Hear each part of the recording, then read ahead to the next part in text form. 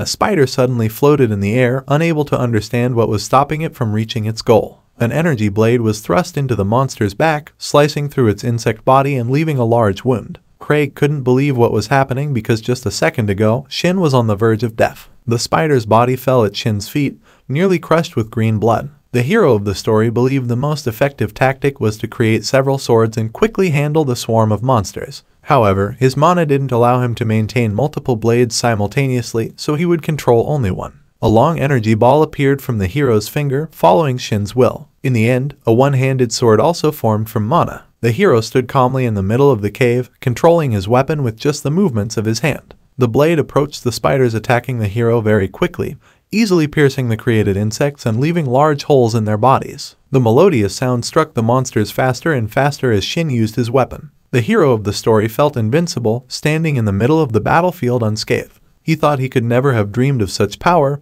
even after finally waking up. Eventually, the stream of monsters stopped, and the cave walls lit up with the sound of energy spreading in all directions. Craig couldn't utter a word as he watched the display put on by a low-level kid who had never stood out. Shin was very pleased with the result, thanking the system for choosing him as a player and giving him this incredible ability. Shin finished off the last spider hiding among the corpses of its brethren. Craig understood what he had just witnessed and tried to figure out where his assistant had the ability to attack in such an area. Finally, after completing the bloody battle, Shin recalled the sword, and it began to dissolve into the air. Craig reminded him that the other team members were still in mortal danger, and the guild leader needed to move quickly to help their allies. Anyway, the team was fighting with their last bit of strength, and the swarm of insects didn't seem to decrease in number. Craig immediately activated his berserk ability, saying he wanted to ask the hero of the story some questions after clearing the dungeon. Shin asked the guild leader to pretend that he was the one who destroyed the remaining spiders because no one would believe that some assistant could do it. Anyway, continuing towards the rest of the group, Craig agreed to fulfill the hero's request.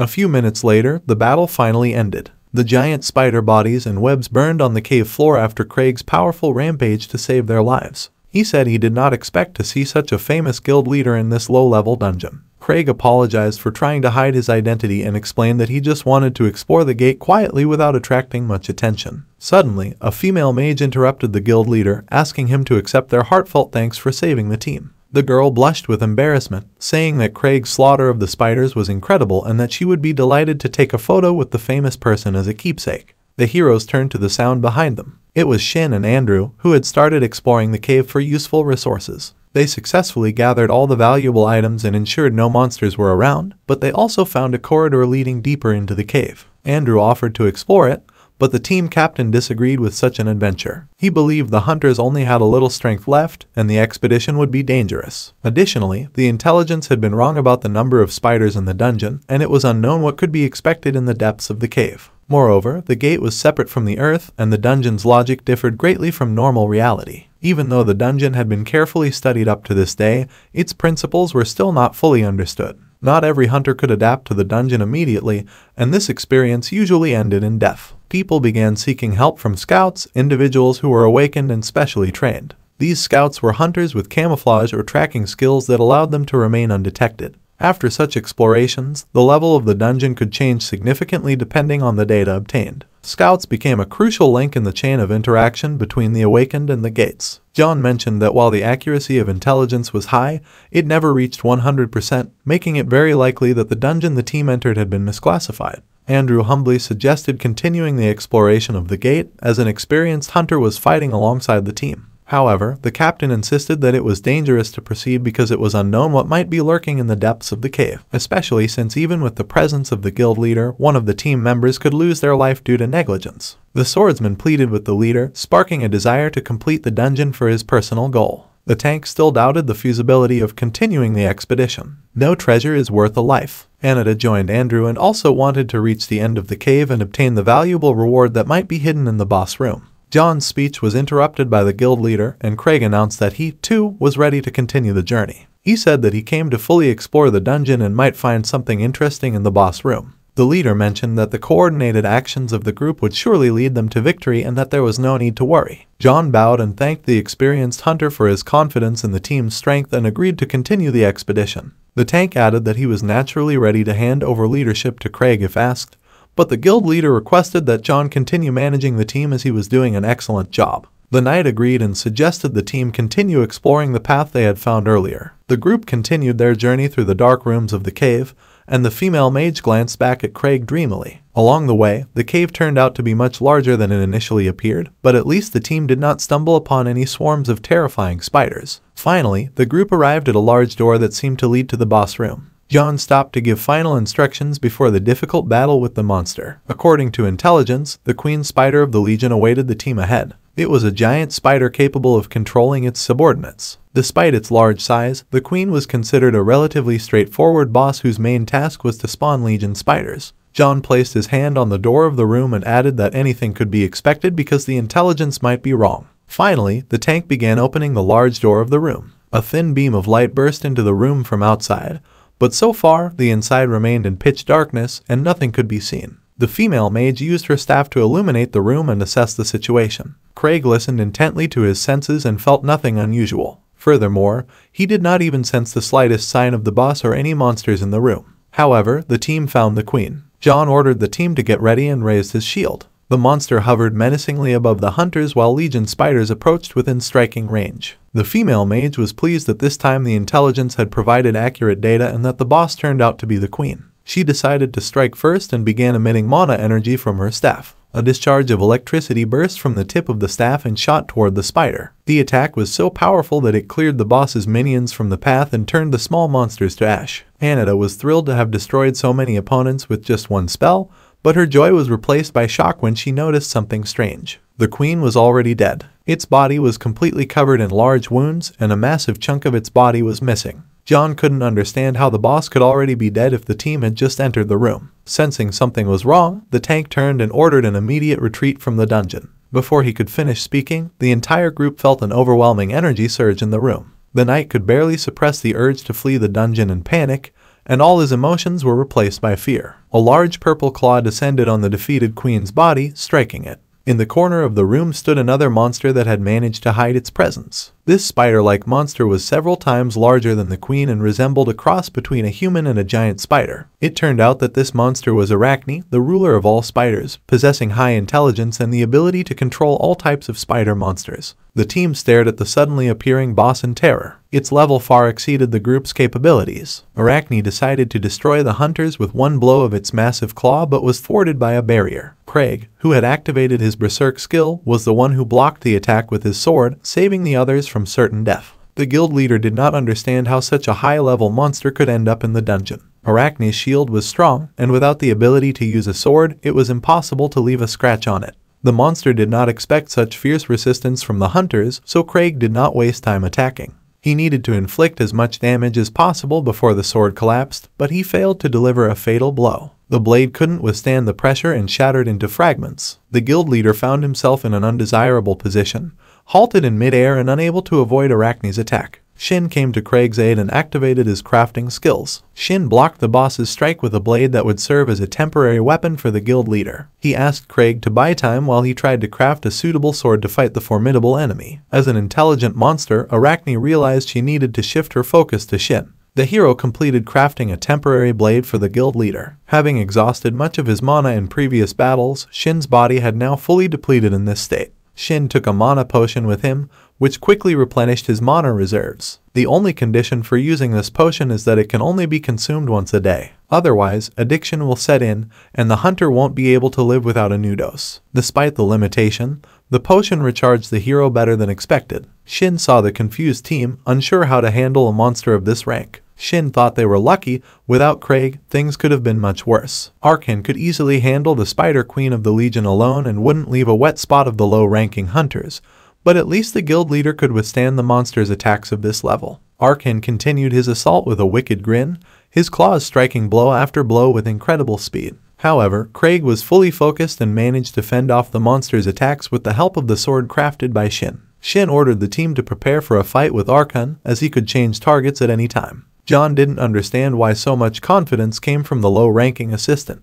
Andrew and Anita were also puzzled, realizing that the man was a very powerful hunter. However, Shin explained nothing, merely mentioning that it would be better for the team to focus as they were already under attack by an unstoppable legion of spiders. Shin activated his weapon crafting skills, and a stream of energy burst from his palms. Shin encouraged the team to choose their own fate. He crafted weapons for each member that suited their class. They could take up the weapons and defend themselves from the horde of monsters or try to save their lives by cowardly fleeing the dungeon. Fortunately, all team members chose to stand and fight. The warrior took up his new weapon, delighted with the sword. He had never held such high-quality equipment before. The sword allowed him to easily face the attacking spiders, which was unimaginable before. The blade sliced through the monster's flesh as if passing through butter rather than a dungeon monster's body. Remember, Shin had crafted new weapons for each team member. The warrior checked on the other's performance. Anita gazed at her new staff in awe. She couldn't even dream of having such power. Smiling, she raised her staff above her head and unleashed accumulated energy on her enemies. Dozens of lightning bolts struck the spiders from the cave ceiling, giving the monsters no chance to even approach the group, let alone attack. John was shocked that the team's skills depended so much on the quality of their equipment, as only the weapons in the allies' hands had changed, but their power had increased tenfold. Ordinary spiders no longer posed any threat. John couldn't comprehend what lay hidden behind Shin, who had volunteered to enter the dungeon as a simple assistant. Craig panted despite his experience, already exhausted from fending off Arkan's attacks. He thought he could hold out longer, but even his strength wouldn't be enough to do more without the right weapon. Arkan had suffered significant damage, with his teeth starting to crumble. The monster's body was completely covered in deep wounds oozing green blood. Craig decided to end the boss as quickly as possible and activated his berserker skill. He charged forward and launched an attack, hoping to deliver the final blow that would end Arkan's life. The guild leader leapt high and struck the monster, giving it everything he had. Craig managed to cut off the monster's head, and its lifeless body fell to the ground. He thought he was lucky because his blade could have easily broken after releasing its energy. Glancing at his sword from the corner of his eye, Craig noticed the spiders had become very active. The monsters stopped attacking the team and started running in one direction. The guild leader realized what was happening and ordered the group to retreat. Arkan had activated his ability, making the situation more complicated than before. The Legion spiders began attaching themselves to the boss's body and sacrificing themselves. Gradually, Arkan's wounds healed, and this ability was so powerful that lost limbs regenerated within seconds. The boss managed to rise from the ground, and a smile appeared on the monster's face. Craig analyzed the situation and saw Arkan rising from the dead. The guild leader realized that until the team dealt with all the spiders, the boss would keep regenerating. Craig decided to increase his firepower to eliminate all the Legion spiders in one sweep. However, his sword couldn't withstand the load, and small cracks appeared at its tip. The guild leader vowed that even with this small defect, it wouldn't be possible to continue the assault. Shin smiled and said he did not expect such power from Craig. He explained that although he created the sword from the remaining mana, he still couldn't believe that the guild leader would be able to break it. Fortunately, the hero had completed the creation of a weapon suitable for battle. This sword, although not single-handed, is the strongest the hero could make to date. The guild leader gripped the handle of his new sword tightly and immediately felt all the hidden power within its blade. Craig thought he could destroy anyone with one blow. The sword allowed the leader to fully unleash his berserker skills, causing the ground to crack from the release of energy beneath him. Craig said that although he was not a master swordsman, this seemed to suit him. The guild leader's eyes were filled with light, and his blade was engulfed in blazing flames. He leapt high and raised his sword before delivering a final attack that would instantly end the pitiful Arkan. During the attack, Craig looked like a demon from hell, bringing only destruction to this world.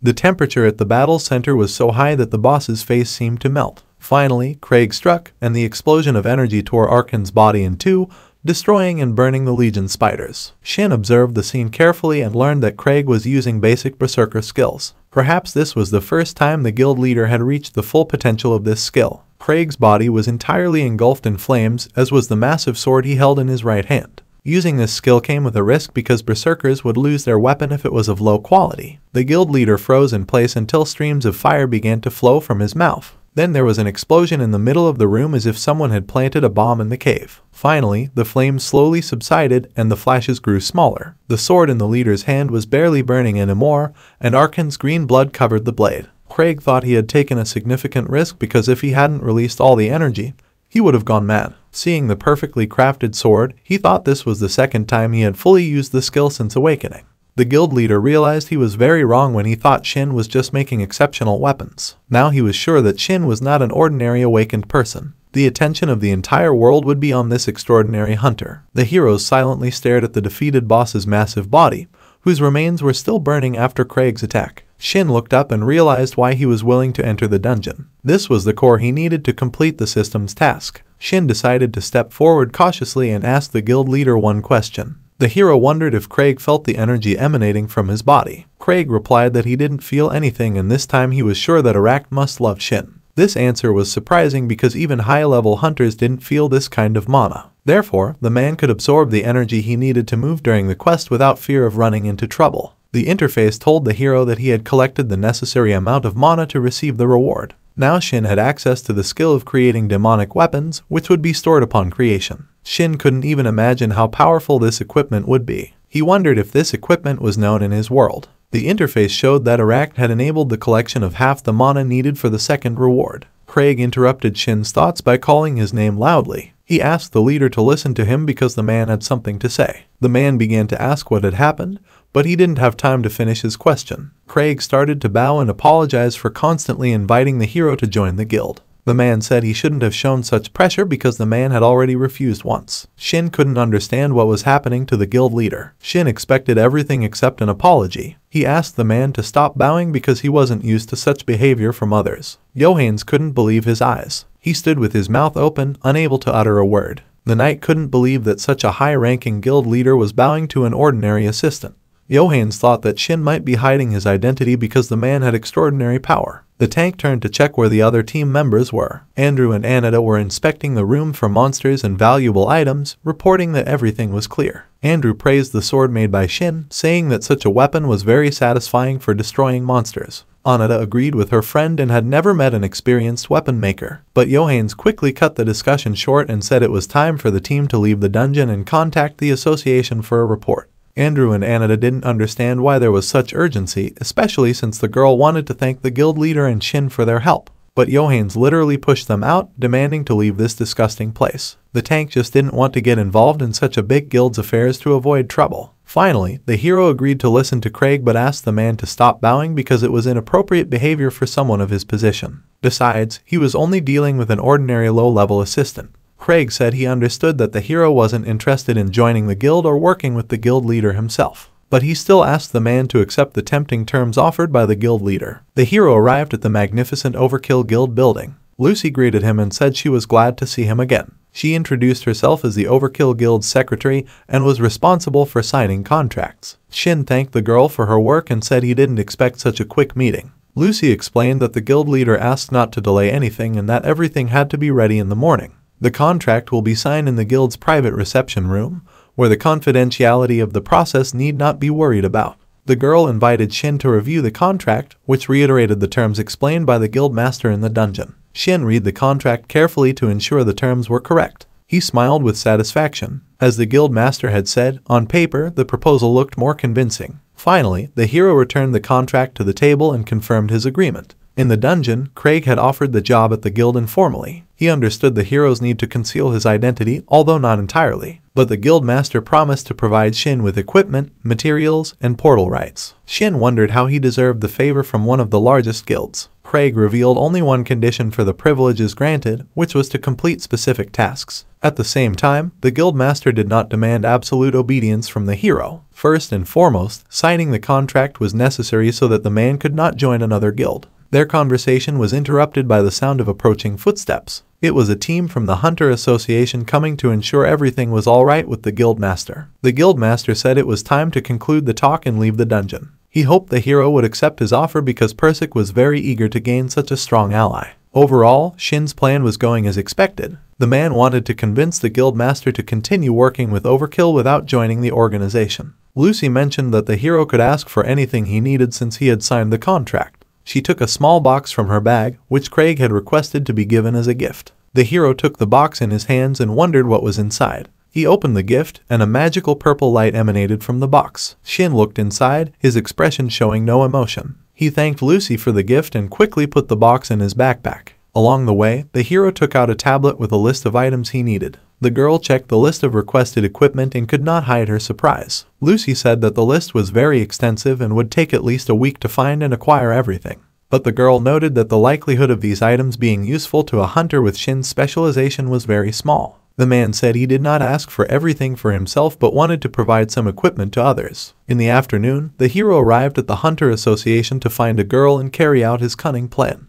The association office was already half empty because the hunters preferred to handle their business in the morning or evening after completing their tasks. Shin impatiently looked at his phone screen and constantly checked the time. He thought that the person he was waiting for should have arrived a long time ago, and it was strange that she was late. Finally, Shin looked up and saw the girl he wanted to talk to entering the association building awkwardly, as if afraid of seeing someone or accidentally hurting someone. A beam of energy pierced through the trees and leaves in the tranquil summer forest. It made a large hole not only in the wood but also in the body of the unlucky goblin in its path. This was the goddess archer Lexi, and the beam of energy came from the arrow the girl shot at the enemy. In the future, Lexi would become a player and reveal her talent. Currently, the girl could barely find the strength to speak with the office staff. Finally, Lexi gathered her words and shyly requested training permission at the gate. She placed her hunter ID card on the table. The officer checked the documents and granted Lexi permission for the C-rank gate since she was a first-rank hunter. It was even more embarrassing for her to explain that she wanted permission for the D-rank gate. Such a request confused the officer because hunters of such a high rank usually did not use lower-level dungeons. In his mind, the officer thought that it was the first time he had seen someone with such awakened skills doing so few missions. Finally, he asked the girl to fill out a form to confirm her training leave request. The office worker thought that it was likely Lexi's rank would soon decrease because streams of energy were flowing through the cracks in the sky and penetrating everyone. The amount of mana stored in the body determines how strong a hunter's abilities are. This is how awakened individuals are divided into classes. The more mana, the higher the rank. At the same time, ranks are not fixed values. They can rise or fall depending on the success or failure of the awakened individual. For example, if Lexi continues to go only to low-level dungeons, her rank will soon drop. The office worker accepted the request and verified the completed form. He asked if Lexi would be going to the dungeon alone and what was required for that. The secretary replied that only groups of 2 were allowed to enter the gate, but hunters could take on a challenge to pass solo once. The girl felt scared at the idea of taking the test and immediately refused. The office worker reminded Lexi about the application procedures.